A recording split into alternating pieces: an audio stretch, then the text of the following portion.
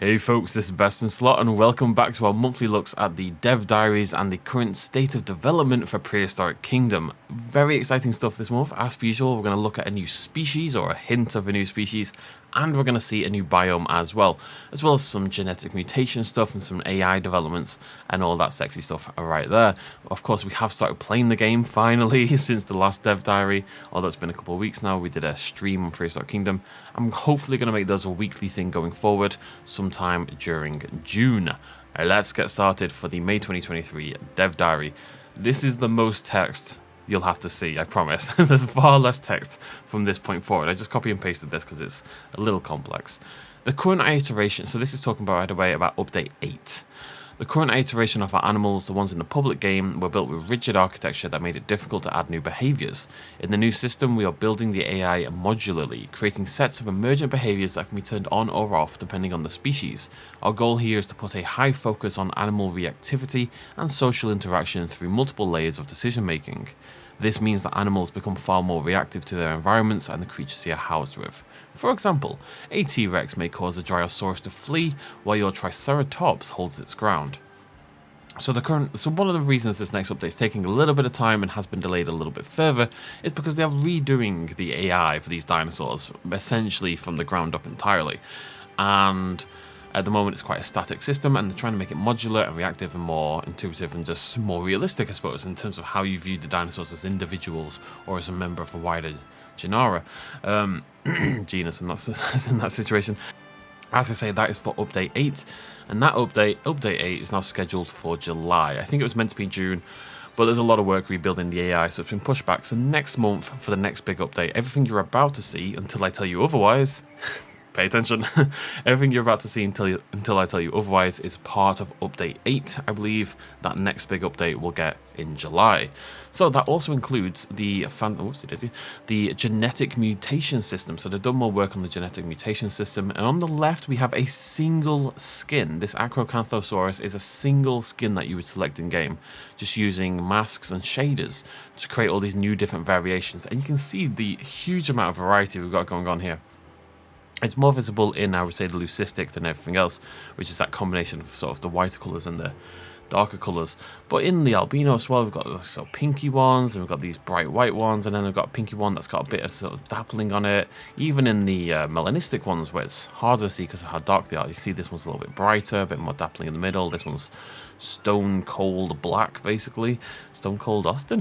This is coal black, very, very dark, and this one a bit more prevalent striping down there at the side. So the skins are all made up of various facets, and the masks and the shaders come in and they kind of just pick and choose and block things off and add certain things and highlight certain areas, and it gives your dinosaurs incredible variety.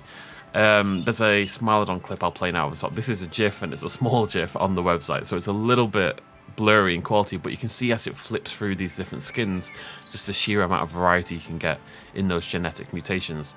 It's really interesting. It's a really exciting system. I can't wait to see it come to life in the games and see what exciting skins we can make, and it should just again give a bit of variety. PK does lack a little bit in skin variety. There's only, a handful of skins per dinosaur, really. They're all beautiful, but there isn't that many of them.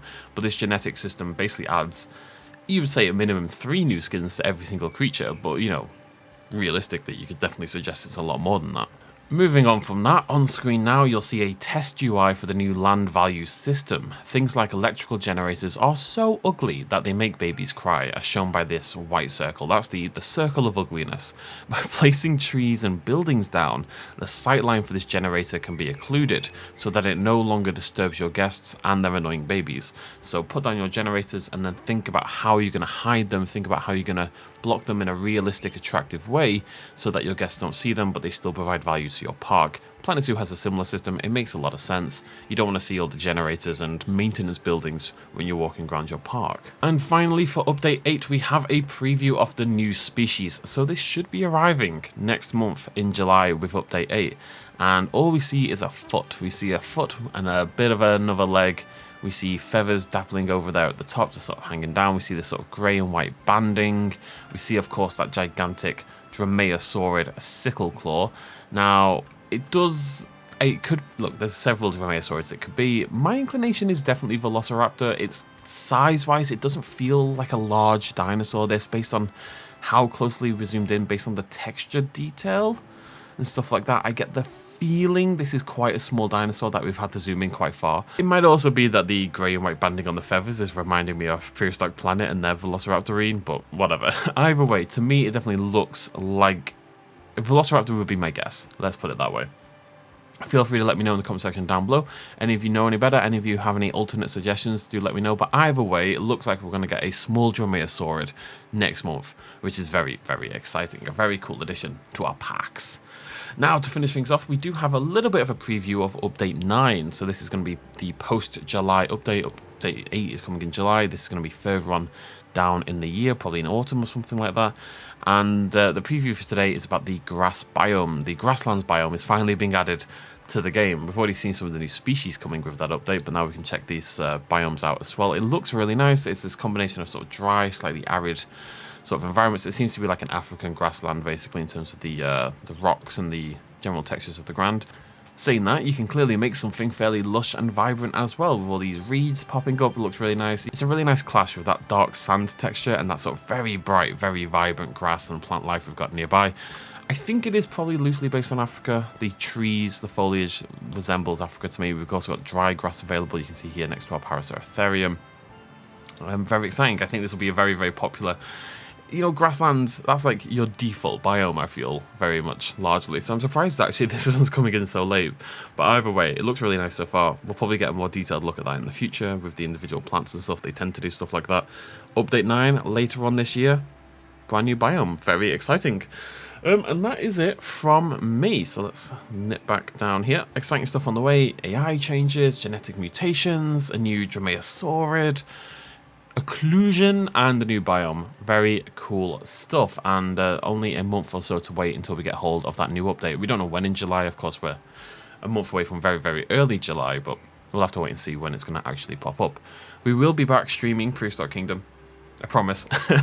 The idea was very much to make it weekly, and then things kind of fell apart. But I'm hoping, probably not this week, but hopefully next week, we'll get started on those streams again. We'll have a set time, a set day, and you'll know when to come and check in on the channel to see those happen. So I will let you know about that on the community post as soon as I know, and I'm very excited to dig back into the game and check out some of these updates when they happen. Until then, thank you very much for joining me. Let me know what aspect of this update you would be most excited about, and I'll see you lovely folks very, very soon. Thanks for joining me. Cheers much of as always. Bye-bye.